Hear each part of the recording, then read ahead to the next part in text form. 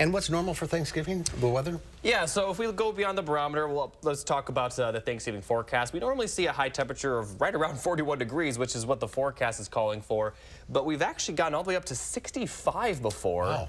And the record low is actually -5 degrees. So, But it's tricky because it's not the same day every year. Exactly. It's really early this year. Yeah, but in general, the last 5 years have been very similar with the Thanksgiving. High temperatures have been in the 30s, 40s. Here are the Thanksgiving statistics. 64 is the warmest, -5 is the coldest. Snowiest, 3.5 inches, although we have had snowier days in the month of November. Now here's a look at the last 5 years. We have had temperatures ranging from the middle 40s to the lower 30s. Actually, last year was in the upper 40s, and we've only had snow and precipitation once in the last 5 years. But as a whole, nothing too crazy sticks out here.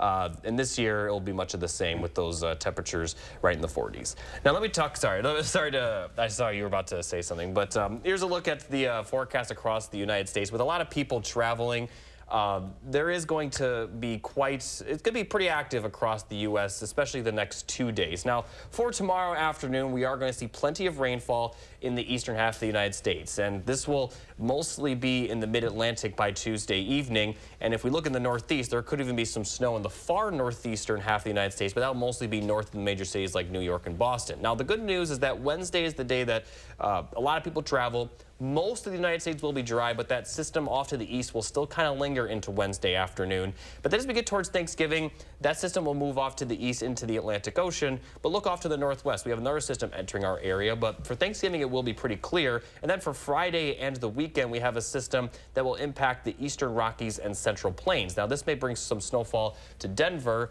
but as far as the major cities goes, we could see some rain in Dallas on Saturday, but not a lot going to occur from this second system, not quite as much as we're going to see tomorrow into Wednesday. So as far as the snowfall goes, we're not expecting to see too much in terms of the major cities outside of Denver, like I mentioned. And the snow in the northeast mostly going to stay north of the major U.S. cities, but it could bring a few inches of snow to Montreal, Canada. So here's a look. So here's a breakdown of the forecast across the United States. For those of you who plan on traveling, steady rainfall for most of the eastern half of the United States tonight into tomorrow, and that will continue for the mid-Atlantic and northeast as we head into Tuesday night. The snow will mostly stay to the north. Fairly dry for most of the day on Wednesday and Thanksgiving for that matter, but a second system will enter the eastern Rockies Friday and impact the central plains Friday and Saturday as well. So if you plan on traveling to the East Coast, you may have trouble getting there, but not as much getting home.